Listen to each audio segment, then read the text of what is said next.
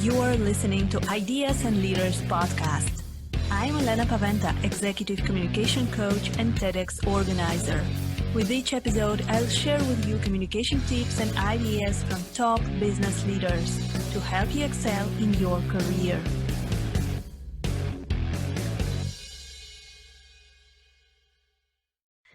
Today, my guest is Morag Mathieson.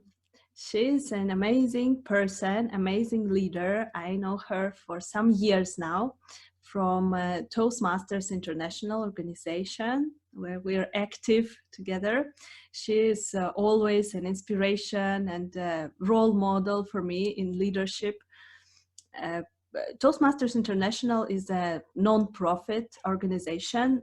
It is an educational organization that teaches people public speaking and leadership skills through the network of clubs all around the world. And Morag is currently a second vice president in the organization, in the board, international board of this organization. So today we will be speaking about international leadership, high-level leadership, and how is it possible also in the online world. So hi Morag, great to have you today with us. Hi Elena, thank you for inviting me. It's a real pleasure to be with you.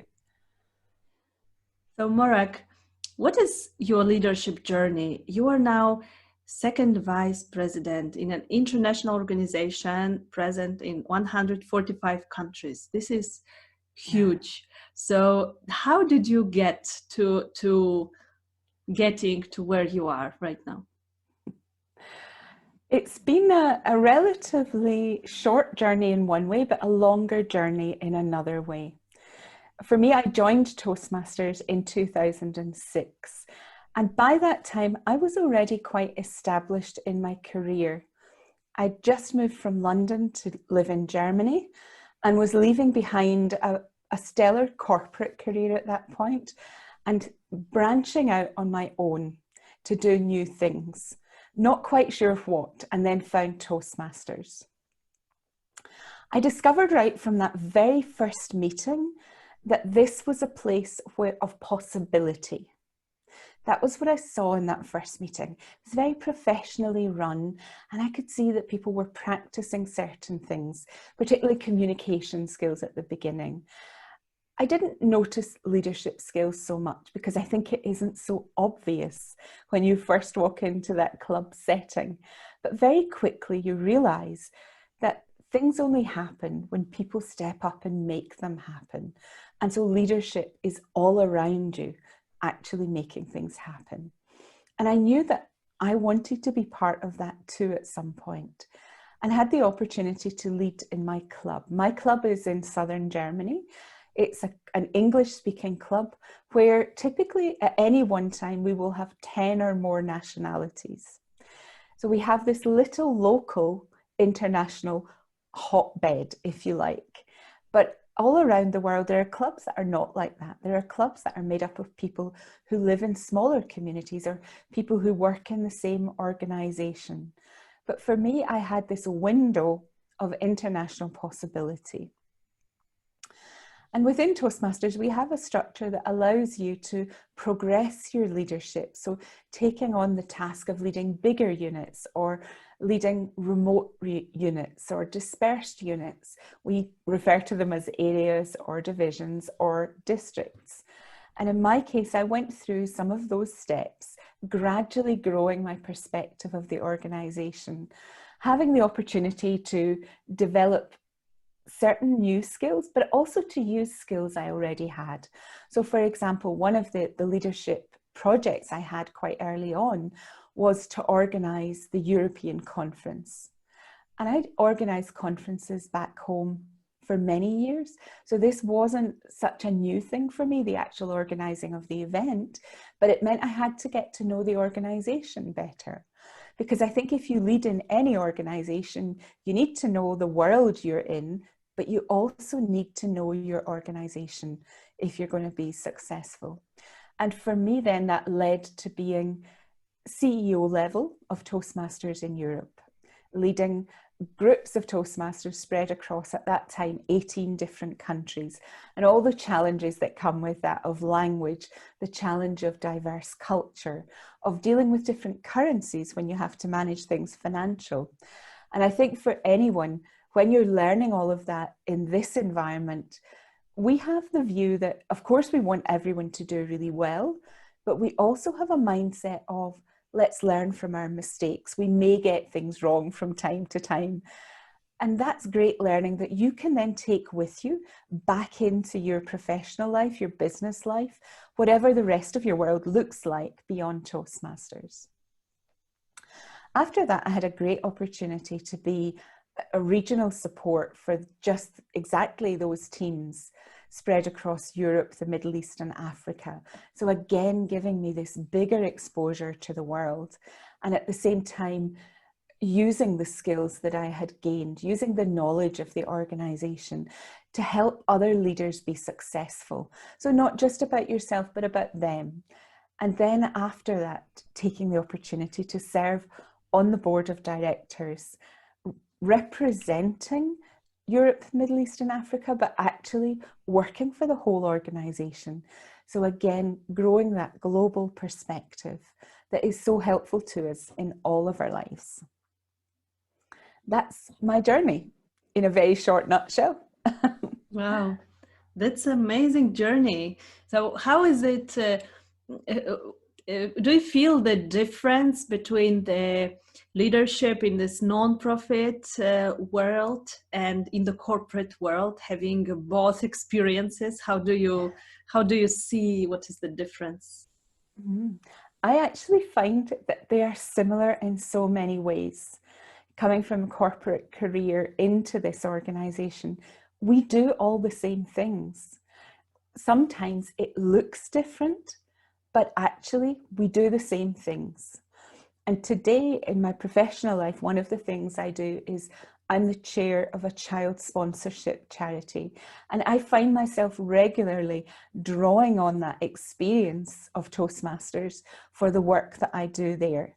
So when I think about setting vision for the organization, if you lead a team or a department in a large corporation, you'll do that too, in the same way as a leader of a club or a leader of a district unit in Toastmasters will do, and the same as I do in the non-profit world.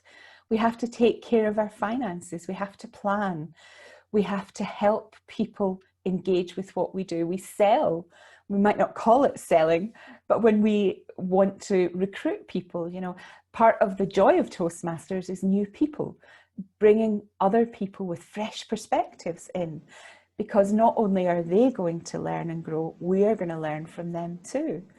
And it brings new possibilities when they bring their skill set in and they practice things that they will take back to their corporate world, whether it is the marketing of an idea and then how you would do that in the corporate world, or the marketing of a product. Very similar comparisons. The details are different, but the broad principles, I think, are largely the same. Yes, and also, as you mentioned, this leadership part is very often not so visible because people do not notice the managing finance or sales activities or marketing activities. They only see the final product, but then if you dig deeper, there is so much more behind it. So Morag, you were active in the board of directors, international board of directors. You were a region advisor for EMEA region, and you saw so many amazing international leaders. So who is your role model? Is there a leader whom you admire and think that, wow, I want to be like her or like him? Within Toastmasters, there are many of those people, and I've found leaders that I've learned different things from.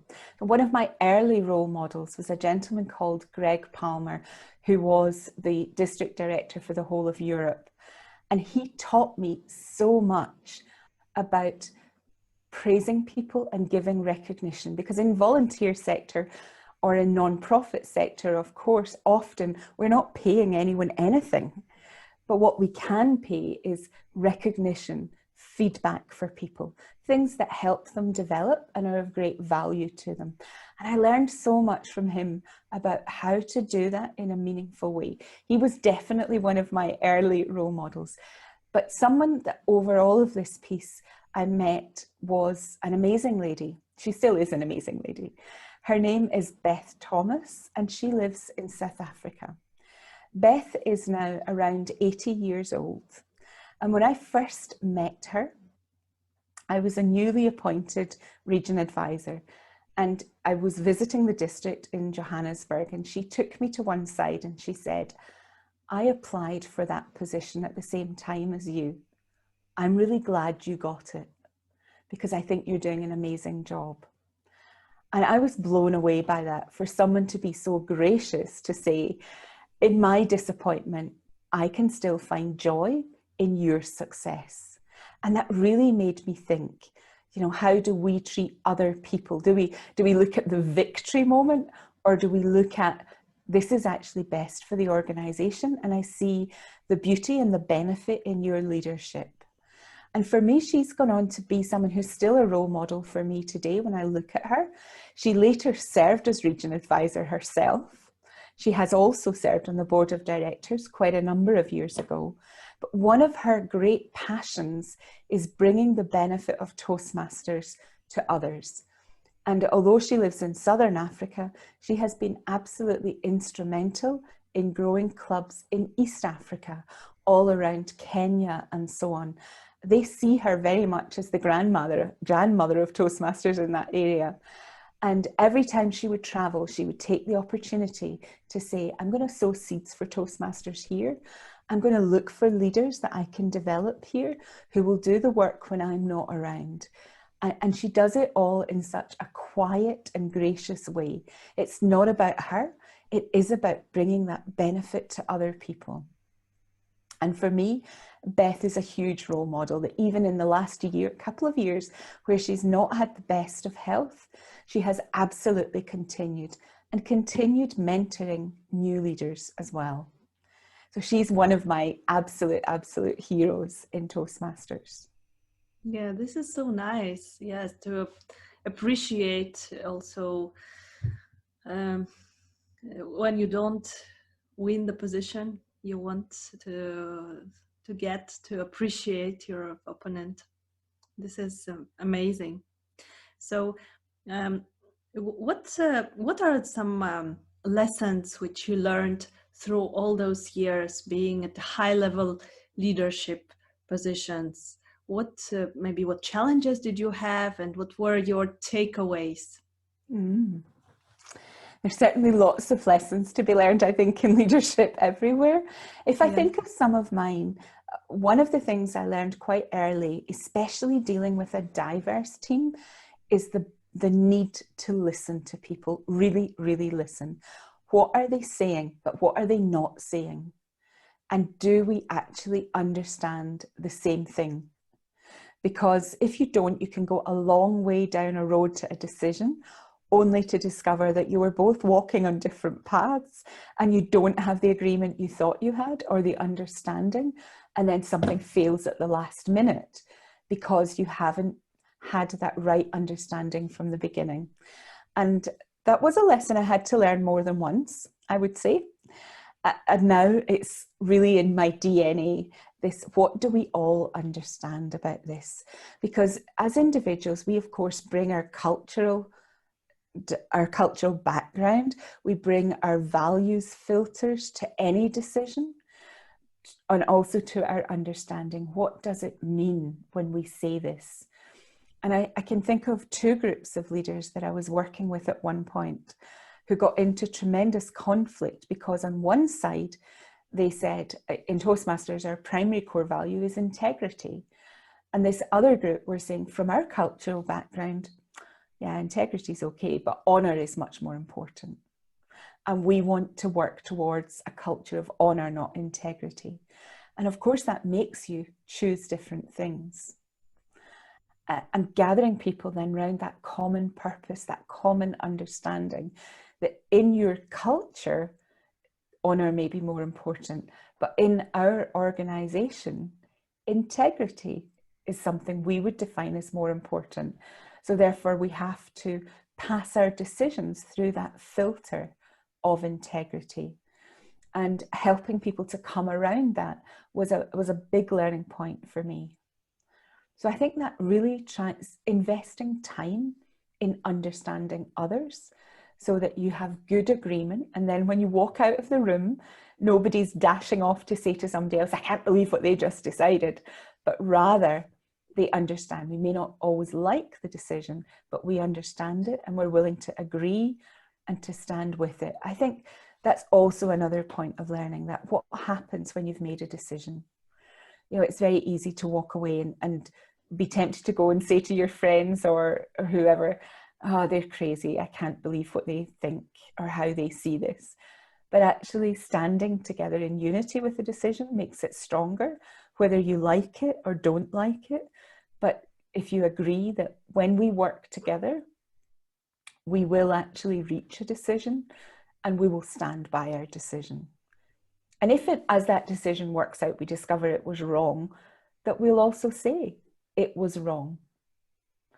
That's definitely been learning for me. And I think one other thing I would share about the learning experiences in leadership is about accountability. Sometimes we think that because we're in the non-profit world or we're volunteering for something, that we don't have to be accountable because we're not taking a salary home.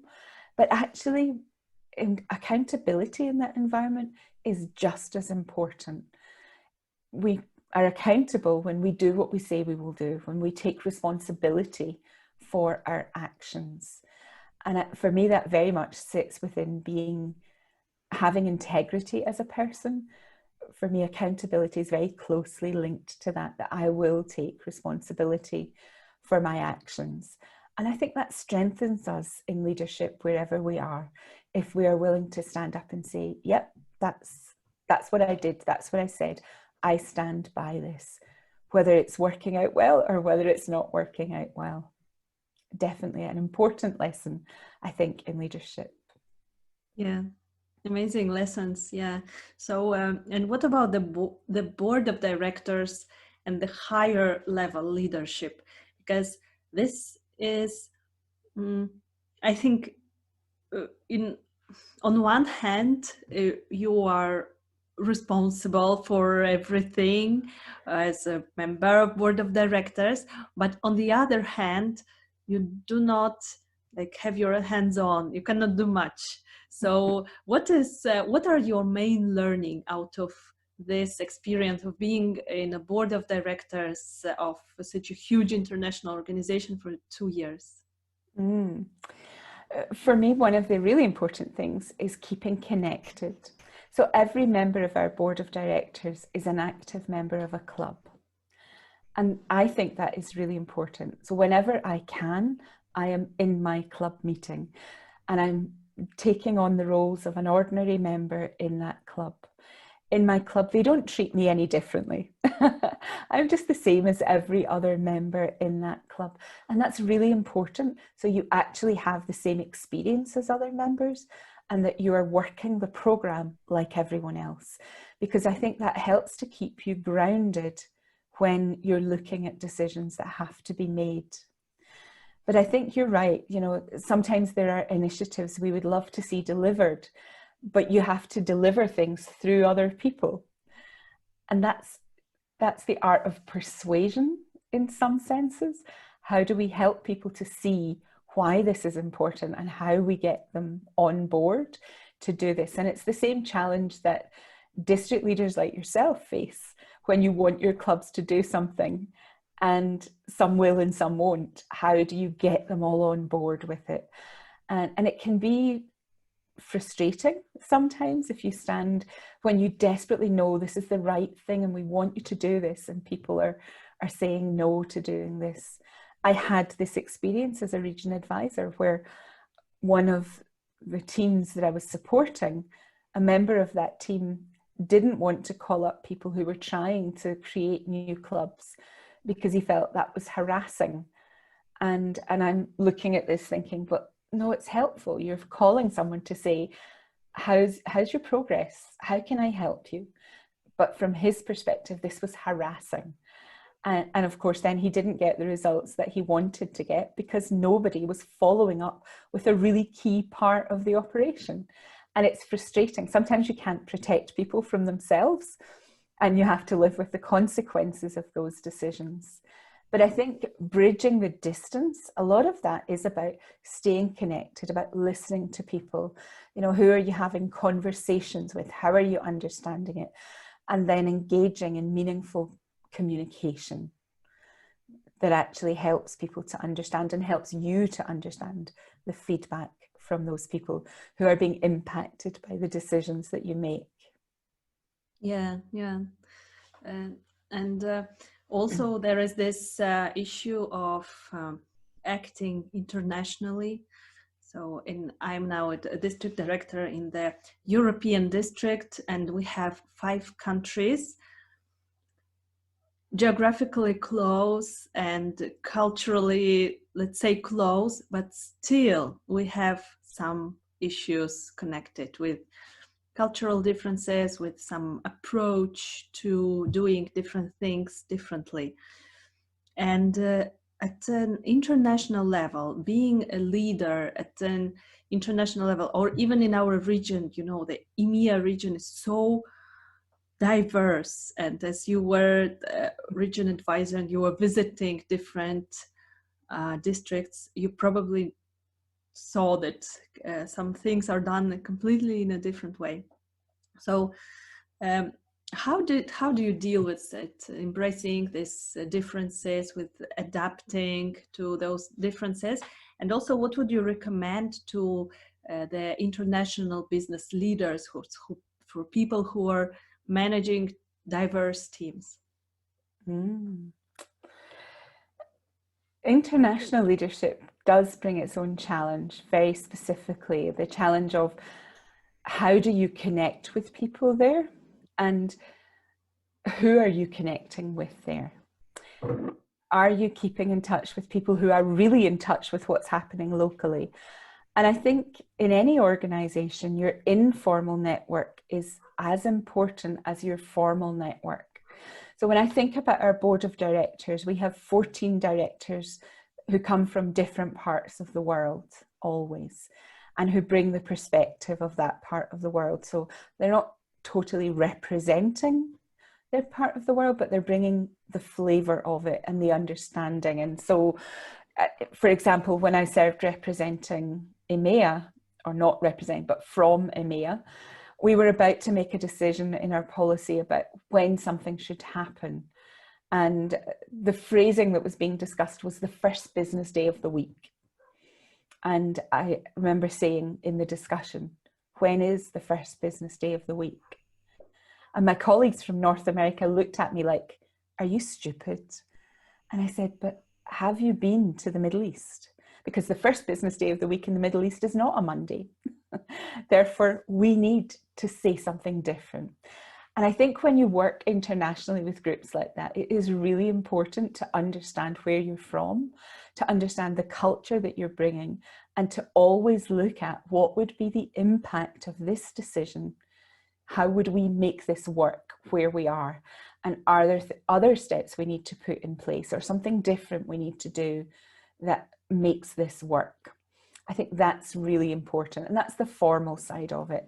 I think the informal side of it is equally important. Those people that you can just have a chat with. And so I had a call very recently with a gentleman I know who lives in China, who happens to be a Toastmaster there, just having a chat. How are things going in China? Because we know that right now it's challenging in China for many different reasons. And he's based in Hong Kong. So what is that like? What's the impact? And when you've got a bit of time and you can really understand the backdrop, so when a decision is coming before you, then you can bring that understanding that you've gained through your informal networks of exactly what is happening. I think that's a really important part of leadership. And I think also if you're leading a diverse team, especially a big international team, for me, one of the questions is always, how do you help everyone to contribute? because we do need to hear from everyone. We need people to say, this would be a problem where I am because, or, oh, if only we would add in this piece, that would help us. So how do you help people to contribute? I remember as the district director of Europe, I had a leader from one particular country who spoke very little English. He understood a lot, but he didn't speak much. And one of my concerns was, how are we going to help him contribute? Now, he'd beaten me to it. He was a division director, and he had spoken to his area directors, and they had agreed to support him, that they would speak in their own language when he had something he wanted to say, and they would help him with what you need to say in English so that the rest of the group understands. And that was beautiful. If that hadn't happened, I would have had to find a way to help him contribute. I think it's easy to say, well, you've been elected into this position, or you've been positioned in this team, so therefore just get on with it. We can do that, but then we miss out on the opportunity of the people who struggle to connect. I think that is really important. And also how you develop culture within your team. I think this is true for any team, whether it's a diverse or an international team or not. But especially then, what's the culture of that team going to be like? Because there is the saying that culture eats strategy for breakfast every time. And it can so damage us if we do not embrace a positive culture. So the culture of, we will listen to people, we will allow people space to speak, we will help them contribute, we're going to understand your viewpoint. So we're not harassing you when we ask you lots of questions because we want to understand. You know, what is that going to be like? Are we going to allow more time for people to read the documents to prepare for a meeting because they need more time? Are we going to allow things to be in multiple languages? Is that okay? Perhaps even if you have a diverse team, you might also just have a bilingual team. How is that going to work for you? So I think everything that allows people to contribute is a positive thing, and to express their culture within a safe framework. What makes it safe for people to contribute? Yeah, this helping everyone to contribute is a really amazing concept. And I recently had a conversation also for this podcast. It is now episode number 4 of the podcast with Joe Hart, who is CEO of Dale Carnegie Training. And he said that everyone has this inherent greatness, and that we need to, the job of a leader is to bring it out, is to help the person to also, that the true leaders, they create new leaders. And I really love this concept of supporting people, making a contribution any way we can. So yes, especially in the international teams, we might have some different concepts of how to lead, how to do things, on which days to do things. And in the end, it's just, we need to adapt. So great. What would be your recommendation for the teams, for the leaders of the teams who are now working online? Now there is a great challenge, and both in the nonprofit world and in the business world, that we don't get to build relationships and to motivate and to inspire people the way we used to do before. Yeah, before we would travel, we would hop on the plane, we would go have a dinner together, build relationship, discuss things. Now it is impossible. Now everything is online. And I can see also talking to people, talking to other leaders, that they are really missing this human connection. So what is your recommendation for such leaders if they need to motivate, if they need to inspire their teams, they need to deliver results in the end? So what would you recommend them? I've been involved in remote teams for a long time now. When I think back to as a district leader in Europe, my team were not in one place. In the whole year, we met face to face, I think, 4 times the whole year. The rest of the time was all done working remotely. But of course, we had the option, had we chosen it, to meet. And that's one of the differences I see today. So the team I lead today in my charity work, we are also remotely located. And that is a challenge for us, without the possibility or knowing when it will become possible again. What I'd say is, if you're leading a team like that, you need to think about, again, a lot of the same principles of how people will contribute, but communication. Communication, I think, is so important in this arena at the moment, and not just allowing people to have the business meetings online. That's great. Yeah, we connect there. But how do you build a social dimension into it? I think it's quite interesting when you look at the way the world has changed over this time. And especially if you've watched on TV, perhaps, and you see reporters, news reporters, who have small children running in the background, or a cat walks across the screen. We've kind of all become a bit more human in some ways, instead of having to be what my friend describes as Zoom ready. You know, that's what she describes. And some days she'll say, I'm not Zoom ready today. Can we do this call without the cameras? And of course, if it's just 2 of you, that's quite possible, but you can't necessarily have one of your team with the camera off and everyone else on. So how do you build that feeling of team when you have meetings? But also, what is the human side of all of this? And how do we connect just as people in all of this, and understanding each other through this? So I personally, with my team, will regularly have just one-to-one calls, maybe more than I normally would have. And some of those are just about checking in. They're not even about business, but they're about checking in, because it's much harder to see, are my team okay? When everyone is trying to be polished and prepared for the meeting, you don't see those moments of when they are arriving at work in the morning looking a bit harassed and coming into the office, and then they get themselves all poised and ready for the workday. But you might have noticed that. Or when you see them over coffee and they look a little bit tired, it's much harder to detect that online. So I think you need to be taking care of your team. And you know, you're not there to mother them as such, but you are there to be concerned about your team, because so many things impact results. So is everyone okay? Are we checking in all right? Also, changing the way you speak to people. So I had someone the other day I had to call, and I said to her, we're going to do this on Zoom, or should we just speak on the phone? And she said, oh, please, let's speak on the phone. I am zoomed out. And it was so nice just to have that voice call without the camera, and it brought a different vibe. So think about not fatiguing everyone, exhausting everyone, but how do you just bring that little, let's do it slightly differently today. Bring those small moments of fun. You don't have to do it all.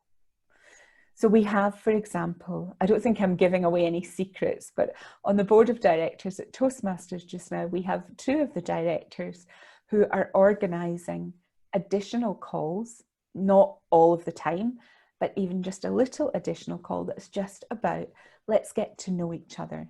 Because we only started working together, this board, a month ago. So here we are, you know, let's get to know each other a bit better. That makes working easier. So our president doesn't have to lead that. Someone else does it. So how do you empower others in your team to help you with that? Bring everyone in. You don't have to do it all of the time.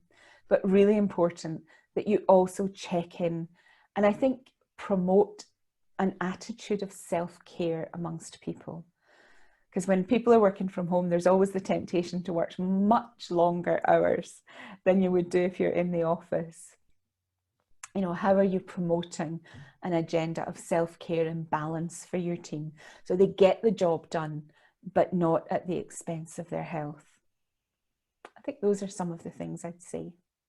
Yeah, this is really very important now to understand that people are tired of Zoom calls, of even yesterday I had the whole day of Zoom calls and didn't have even time to have a coffee. I just finished one call and hopped on another call from morning till the afternoon. And it's so exhausting. And when someone says, can we have a short call? And then you're like, oh no. So the phone call, yes. I yesterday also had one phone call and I was so happy with this phone call just to have something different. Yeah. And this getting to know each other meetings, it's such a great concept, because when we just started with our district team this year, as a district director, I was so concerned that this team will be purely virtual. It was from the very beginning, it was obvious that it will be 100% virtual. So we got to have only a strategic meeting with the core team in the beginning of the year, which was great. Not everyone was present. Some were present online, but the majority of people were.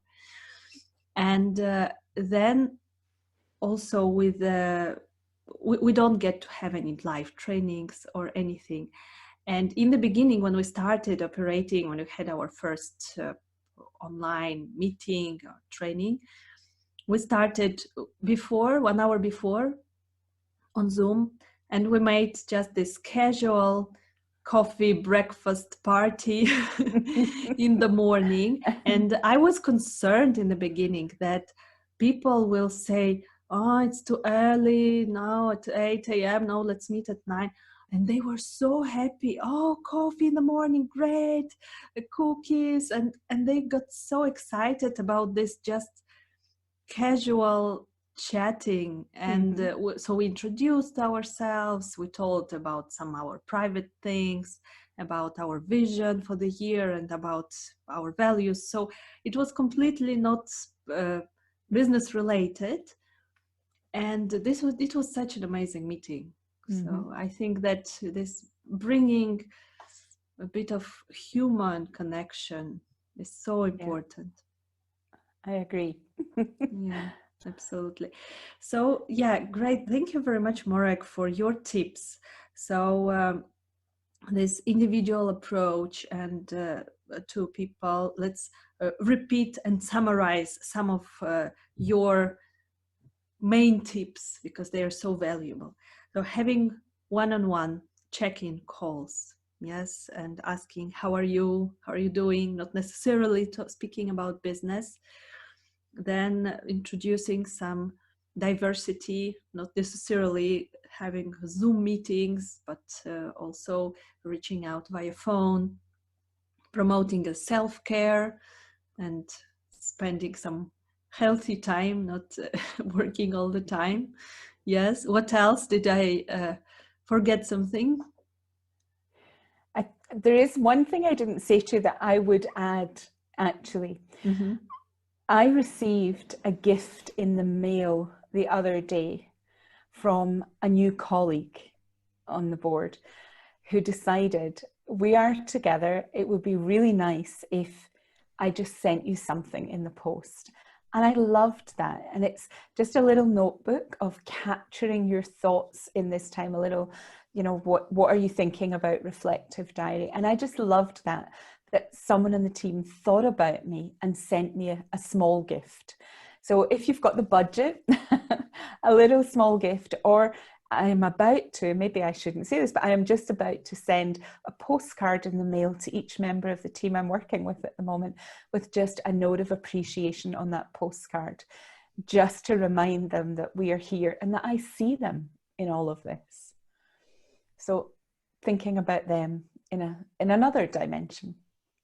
Yes, sending things via post is so valuable those days.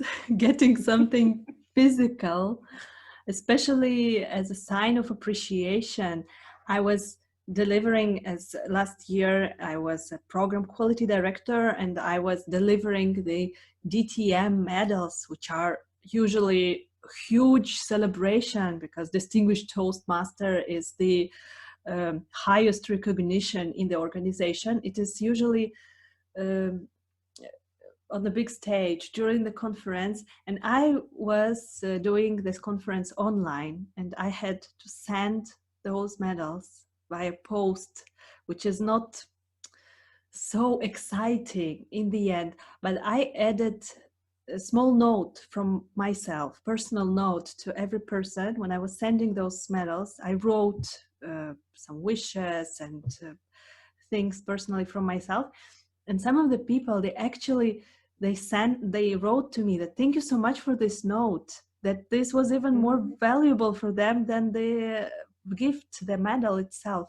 And because knowing that someone is thinking of you, that someone is writing actually by hand, not only sending an email, this is so valuable. Yeah. So I think it can be also a learning for this online times to reach out via traditional ways.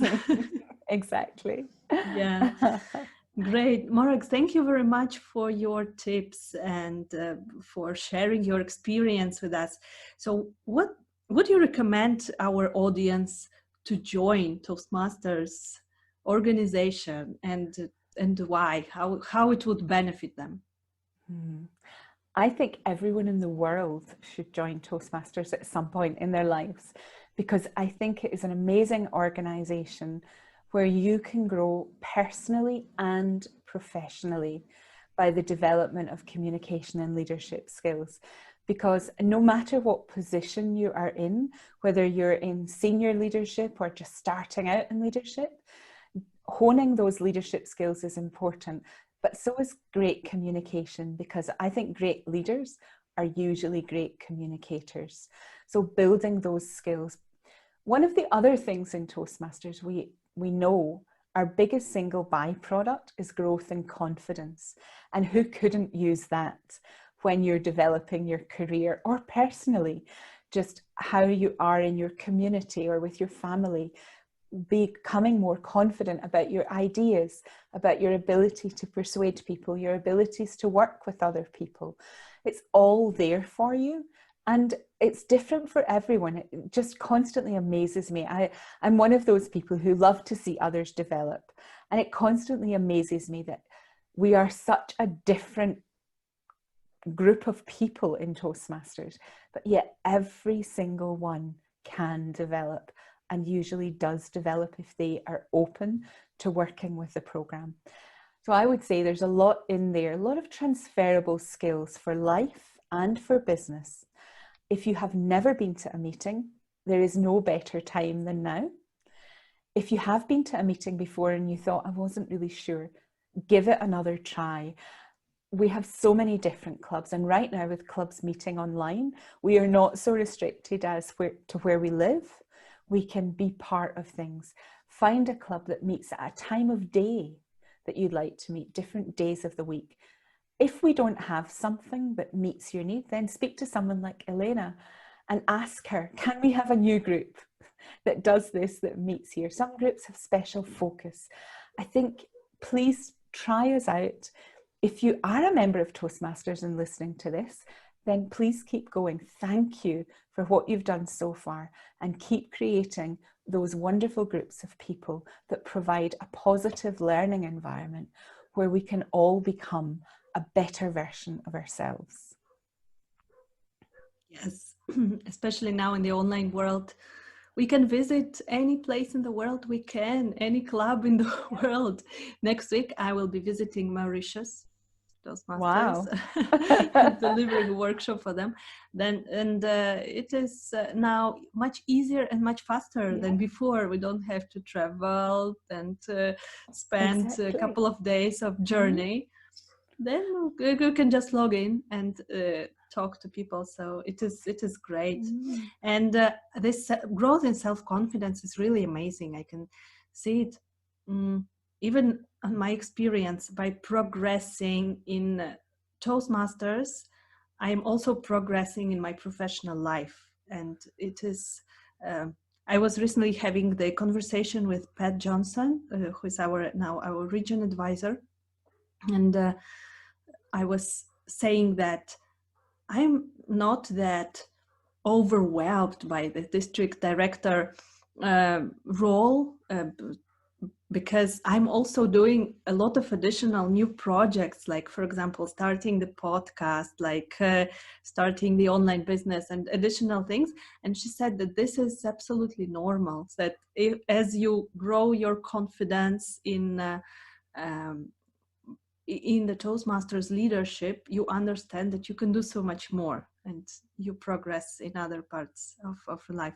So yeah, I also recommend joining Toastmasters clubs, especially that now it is so much easier to create a new club in your organization. There are a lot of corporate clubs, also companies in our district. They have clubs in many banks, in companies, corporations. They create their groups and also practice their communication and leadership skills there. Thank you very much, Morag, for a conversation. So how can our listeners contact you if they want to reach out to ask for leadership advice?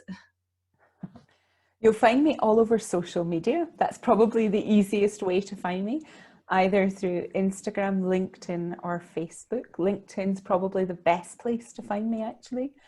And I'd be very happy to have a conversation with anyone who is interested in discussing more about leadership or more about Toastmasters. Thank you very much, Morag, and have a great day. Thank you. Bye-bye. Thank you for listening to Ideas and Leaders podcast. Did you enjoy this episode? Let me know that you listened by tagging me in your LinkedIn profile and using a hashtag Ideas and Leaders. See you in the next episode.